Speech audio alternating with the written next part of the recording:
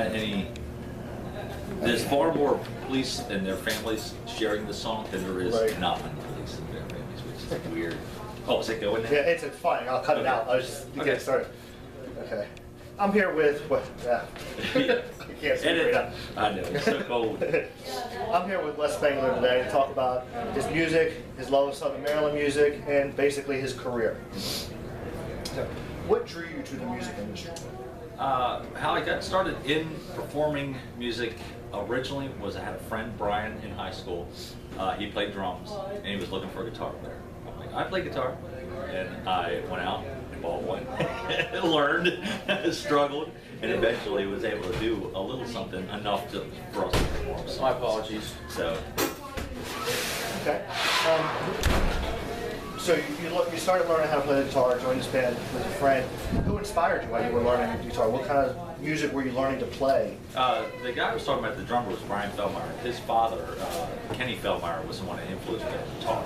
Showed me a couple basic licks, got me introduced to the pentatonic blues scale, which I use like 80% of the time when I'm performing.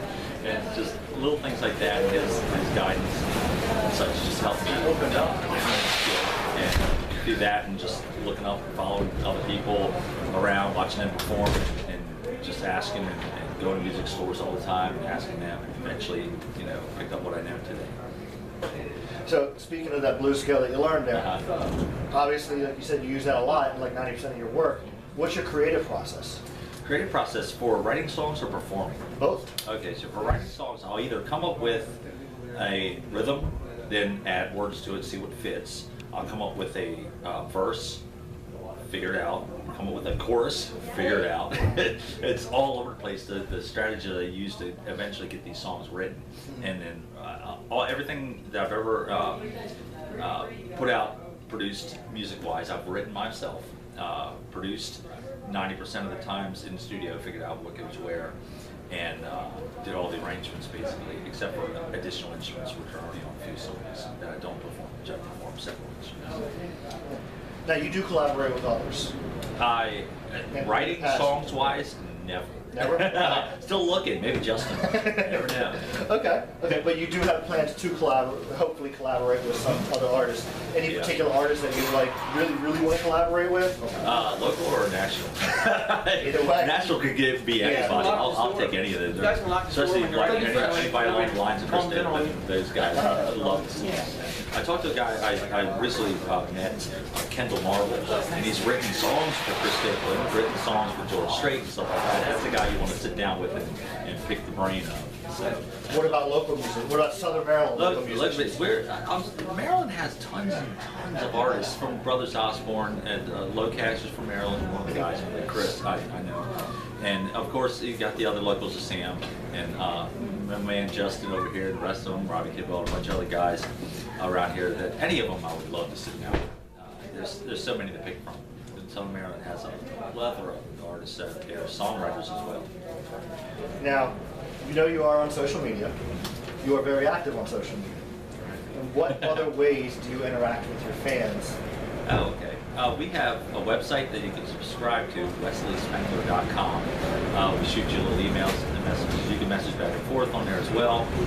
We do go out to shows, interact as much as we can, after, before, during. There's groups that we get together with outside of playing music that we try to interact with people that know us through music that we can see, golf friends or other organizations, special events and something like that. So we attend, and we try to go out and reach out to people and show us, give them an example or give them a opportunity to talk with us outside of performing. Because we're performing like a lot of other musicians, man. We don't have much time. You think we do, but we really don't. We're there at work. A lot of travel. Yeah, it's like talking to somebody at their job. How you doing? I'm busy. So. Okay. Now, speaking of, like just said, travel. You do a ton of shows, Maryland, Virginia, Delaware. And that's just a few. We Right. do, right? It's 11 states, right? 11 states. And living in Tennessee and driving all these other places is Right. crazy. Now you just moved to Tennessee not too long ago. Yeah, it's overall it's been about 4 years. Okay.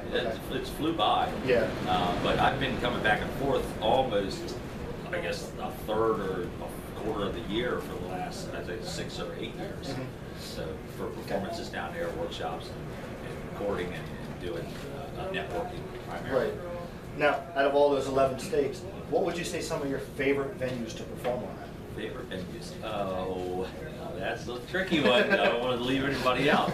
There's so many of them. Anything in Southern Maryland. But Good answer. but other than that, there's some that stick out. I mean, we've performed a lot in Maryland, Delaware, in Virginia, West Virginia, Pennsylvania, and there's so many. None really sticks out as like a be-all end-all. We have to perform at these clubs. We just love them, and I guess our new thing is now our favorite venue, so to speak, is our one we haven't performed yet.